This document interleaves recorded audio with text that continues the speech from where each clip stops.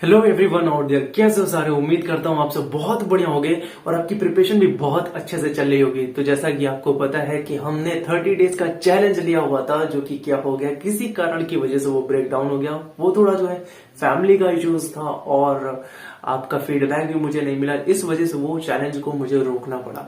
But अब से जो वीडियोज है वो, अगर आपका फीडबैक मुझे कमेंट में दिखाई देगा तो भाई साहब वीडियो आपको रेगुलर मिलेगी फॉर श्योर।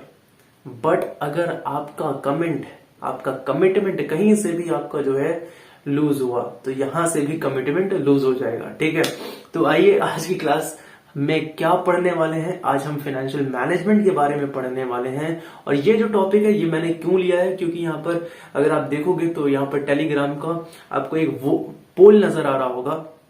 तो वहां पर 50% बच्चों ने कहा कि सर हमें जो है फाइनेंशियल मैनेजमेंट पर वीडियो चाहिए, तो इस वजह से ये वीडियो उनको डेडिकेटेड है और जो बच्चे पढ़ने हैं ये उनके लिए भी है। ठीक है, तो आइए फाइनेंशियल मैनेजमेंट की शुरुआत करते हैं। फाइनेंशियल मैनेजमेंट को पढ़ने से पहले आपको ये समझना जरूरी है कि ये चैप्टर पढ़ना क्यों है। भैया आप तो पढ़ लोगे, ठीक है, एग्जाम में लिख भी आओगे, अच्छे नंबर भी ले आओगे, बट जब आपको पता ही नहीं होगा कि भैया हमने ये चैप्टर क्यों पढ़ा था तो क्या ही मतलब है। देखो, नॉलेज तभी आपकी जो है यूजफुल होगी जब आप उसको अपने लाइफ में इम्पोज करोगे। ठीक है, जब उसको अपने लाइफ में आप क्या करोगे, अप्लाई करोगे, तब वो नॉलेज यूजफुल होती है। अदरवाइज आप लेके ज्ञान भरमार ले करके उसको क्या ही करोगे। ठीक है, तो आपको जब भी आप कोई चीज सीखो तो उसको अप्लाई करना सीखिए लाइफ में। ठीक है, तो आइए आज की क्लास को शुरू करते हैं, जो कि किस बारे में, फाइनेंशियल मैनेजमेंट की। तो फाइनेंशियल मैनेजमेंट क्यों पढ़ना है ये समझने के लिए आपको सबसे पहले यहाँ पर मैंने केस स्टडी लिख रखी है, जो कि किसके बारे में है, टाटा स्टील के बारे में। ठीक है, टाटा स्टील आपको पता होगा बहुत फेमस जानी मानी है, हमारी इंडिया की कंपनी इंडस्ट्री है, जो कि आप सुनते आ रहे हो बचपन से टाटा के बारे में। ठीक है, तो उसी के बारे में थोड़ा सा ग्लिम्स देखेंगे टाटा स्टील का, फिर उसके बाद जो मैं आपको बताऊंगा उसको ध्यान से सुनिएगा। ठीक है, तो टाटा स्टील, जैसा कि आप जानते हो, टाटा स्टील हमारी इंडिया की स्टील प्रोड्यूसर है ना। तो हमारे इंडिया की प्राइवेट सेक्टर में सबसे ज्यादा यानी कि बिगेस्ट स्टील प्रोड्यूसर कौन है, हमारी टाटा स्टील है। राइट, अगर इनके कारनामे की बात करें तो इन्होंने 2007 में, कब, 2007 में इन्होंने जो है एक कंपनी एक्वायर्ड करी थी जिसका नाम था कोरस। और कोरस को हम एक और नाम से जानते थे, ब्रिटिश स्टील के नाम से।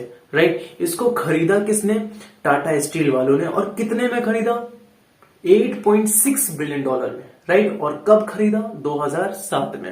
राइट, तो अब आपको यहां पर सवाल खड़ा होना चाहिए, सर ये आप हमें क्यों बता रहे हो, इसके पीछे रीजन क्या है। तो अगर आप यहां पर देखोगे कि यहां पर टाटा स्टील वालों ने क्या करा, जब ये कंपनी को, कोरस को जब इन्होंने खरीदा, ठीक है, जब इन्होंने कोरस को जब खरीदा यानी कि ब्रिटिश स्टील को जब इन्होंने खरीदा, तो पता है क्या हुआ, जो टाटा स्टील थी वो वर्ल्ड की 5th largest steel producer company बनी। और इसके साथ साथ इसका फायदा देखिए, टाटा स्टील को इसका फायदा क्या हुआ, टाटा स्टील वालों ने इसका फायदा ये हुआ कि इन्होंने 8 बिलियन डॉलर रेज्ड किया।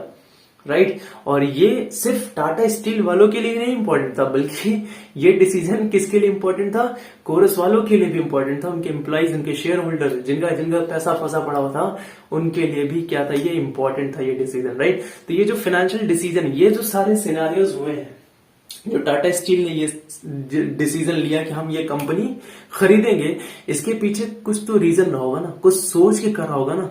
ऐसा तो नहीं होगा ना कि हमें ये वाली पसंद आ गई, हम इसका जो है नंबर लेके रहेंगे, ऐसा तो हुआ नहीं होगा ना। इन्होंने कुछ सोचा होगा ना कि हाँ भाई इसका इम्पैक्ट क्या पड़ेगा, अगर मैं ये चीज खरीद रहा हूं तो मुझे इस पर प्रॉफिट कितना होगा, क्या कोई रिस्क इन्वॉल्व है कि नहीं इन्वॉल्व है। तो ये जो डिसीजन लिया गया है यहां पर, ये जो डिसीजन लिया गया है, इसको लेने के लिए ना किस चीज की रिक्वायरमेंट होती है, एक प्रॉपर प्लानिंग की रिक्वायरमेंट होती है। किसकी रिक्वायरमेंट होती है, प्रॉपर प्लानिंग की रिक्वायरमेंट होती है, जिसको हम क्या बोलते हैं, फाइनेंशियल प्लानिंग बोलते हैं। अच्छा, यहां पर जो आप पढ़ के आ रहे हो, फाइनेंशियल मैनेजमेंट पढ़ रहे हो, तो यहां पर एक वर्ड लगा हुआ है फाइनेंशियल। सबसे पहले इसका मतलब समझ लीजिए, फाइनेंशियल का मतलब क्या होता है। फाइनेंशियल का मतलब होता है जो पैसे से कनेक्टेड हो, जो पैसे से जुड़ा हो। राइट, उसको हम बोलते हैं फाइनेंशियल।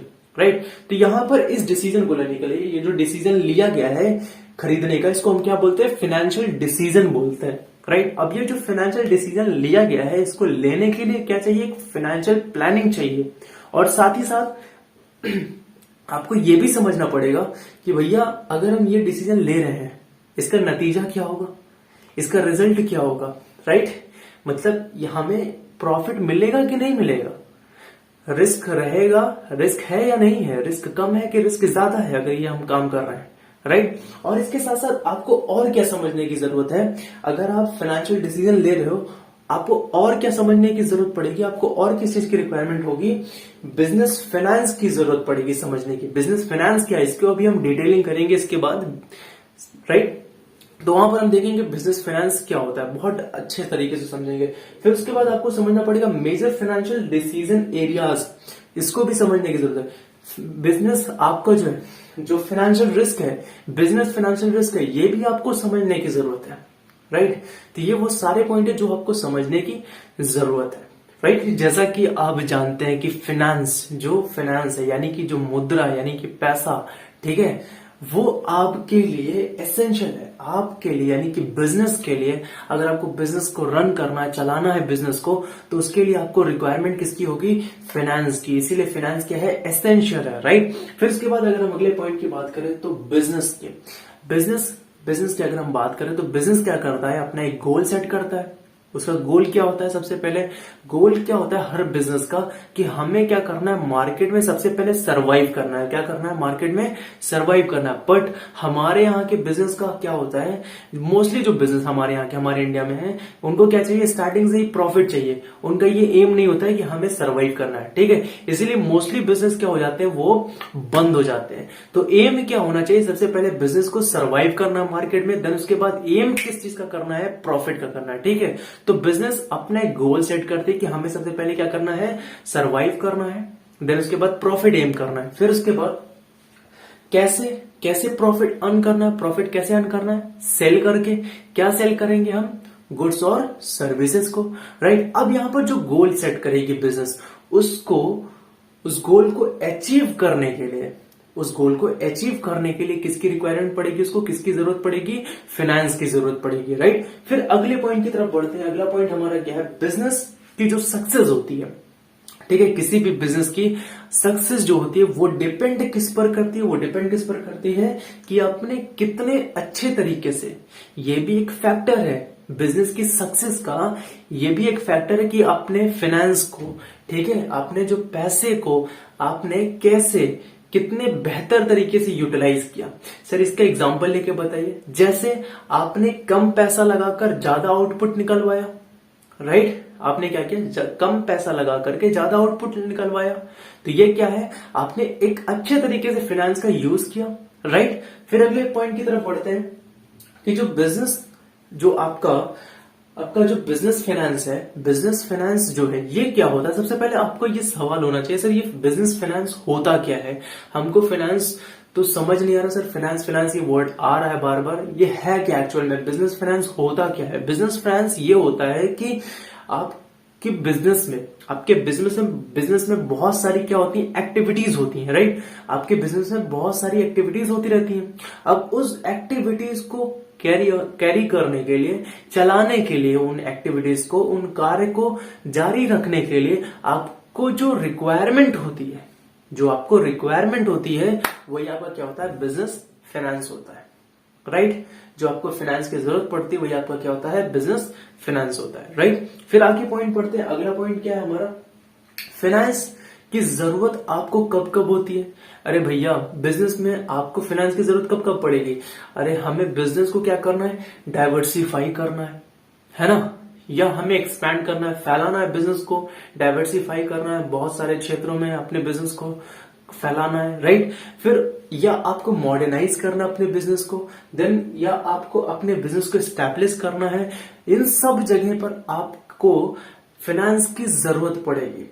अब अगर बात करते हो आप फाइनेंस की बिजनेस में, अब कब रिक्वायरमेंट होती है, जैसे आपको एसेट्स खरीदनी, अब एसेट्स आप चाहे टेंजिबल खरीद रहे हो चाहे इनटेंजिबल खरीद रहे हो, वहां पर भी आपको फाइनेंस की जरूरत पड़ेगी, ठीक है। तो यहां पर आप देख रहे हो कि हर कदम कदम पर किसकी जरूरत पड़ रही है, फाइनेंस की जरूरत पड़ रही है। वो कहते हैं कि finance is needed at every stage of business entity life. जब तक बिजनेस रहेगा तब तक आपको फाइनेंस की जरूरत पड़ेगी। आपको हर कदम पर किसकी जरूरत पड़ेगी? फाइनेंस की जरूरत पड़ेगी, राइट। फिर अगले पॉइंट की तरफ बढ़ते हैं आपका। तो यानी कि इसका मतलब सर ये है कि हमारा बिजनेस जब तक रहेगा हमको फाइनेंस की जरूरत पड़ेगी। जी बिल्कुल, आपके पास एक एडिक्वेट फाइनेंस होना चाहिए आपके बिजनेस को चलाने के लिए, बिजनेस को ग्रोथ के लिए, बिजनेस की सर्वाइवल के लिए, राइट। तो उम्मीद करता हूं आपको फाइनेंस की इंपॉर्टेंस समझ में आ गई होगी कि फाइनेंस की इतनी जरूरत क्यों है बिजनेस में। अब आपको समझ में आएगा कि हमें फाइनेंस की जरूरत तो समझ में आ गई है, यानी कि हमें फाइनेंस का मैनेजमेंट अच्छे तरीके से समझ में आना चाहिए। अदरवाइज हमारा बिजनेस सक्सेस नहीं हो पाएगा, हमारा बिजनेस ग्रोथ नहीं हो पाएगा। हमारे पास फाइनेंस तो होती है, पैसे तो होते हैं बहुत सारे लोगों के पास, बट क्या सक्सेसफुल कंपनी बन पाते हैं? नहीं। कुछ लोगों के पास कम पैसे होते हैं, कम पैसे से वो जो है अपनी बहुत बड़ी कंपनी स्टैब्लिश कर देते हैं। ऐसा क्यों होता है? क्योंकि उनको पता है कि हमें पैसे को कितने अच्छे तरीके से मैनेज करना है, जो कि आपका ये चैप्टर ही है। ये चैप्टर आपको सिखाएगा कि आपको पैसे को कैसे अच्छे से, यानी फाइनेंस को कैसे मैनेज करना, ये चैप्टर आपको सिखाएगा, राइट। तो बस आज की क्लास में इतना ही। उम्मीद करता हूं आपको ये कंसेप्ट तो समझ में आ गया होगा। फिर हम अगली क्लास में देखेंगे, ये तो इंट्रोडक्शन हो गया इस चैप्टर का। हम अगले जो वीडियोस होगी हमारी, वहां पर हम देखेंगे कि फाइनेंस मैनेजमेंट यानी कि बिजनेस मैनेजमेंट आपका क्या होता है, ये हम देखेंगे, राइट। तो बस आज की क्लास में इतना ही। मिलते हैं आपको नेक्स्ट क्लास में नए टॉपिक के साथ। तब तक के लिए यार पढ़ते रहो और मचाते रहो।